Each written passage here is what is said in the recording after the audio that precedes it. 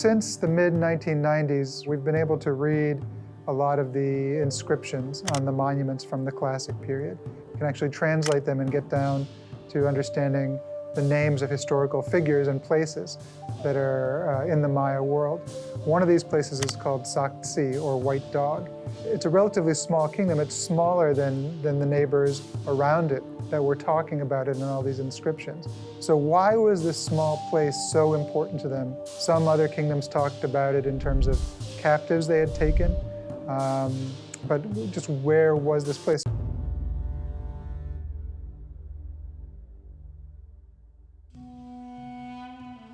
My name is Alexandra Bazarsky. I'm a fourth-year undergraduate here. My freshman year, that's when I started to talk to Charles and to get a sense of what his research was, and that's when he invited me to go to the field. In 2014, one of the grad students who was working with our project was approached by somebody who had a picture of an inscribed monument, and he showed this to the graduate student, and immediately upon seeing it, he knew that this monument came from the capital of this place, Sak Tz'i, this White Dog kingdom. The Sak Tz'i kingdom is one of the smaller kingdoms in this region that we look at. From how many times it's mentioned, it was a pretty important place, but to the extent, we don't know yet. It was either a really big power people were afraid of, or it was one that was trying to make its own path, was trying to become a larger kingdom. What's really of interest to us as well is that it's a small kingdom, but it was able to withstand all these assaults from these much bigger neighbors. How did it do that? How did it go on for hundreds of years in the face of these conflicts and these challenges?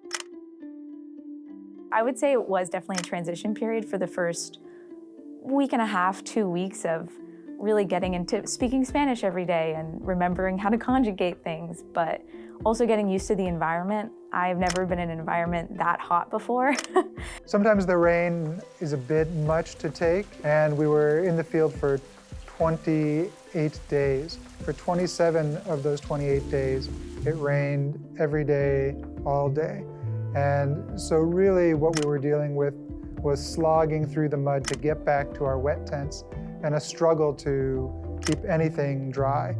Our passports got moldy, our clothes got moldy, and even our food began to get moldy. When you begin to work with students of your own, when you are the professor taking undergraduates or graduate students to the field, and you see the excitement and you see the newness of it all through their eyes, that's really exciting. So the discovery of the Sak Tz'i kingdom doesn't revolutionize the discipline in any real way. What it does is clarify a lot of questions that we have, and it makes clear the political map of this ancient world in a way that we didn't really have before. There's an importance to conducting archaeological research just because it is important to people to really feel that connectivity to a human past. The experience of understanding that we're part of this longer human trajectory, I think, is fundamentally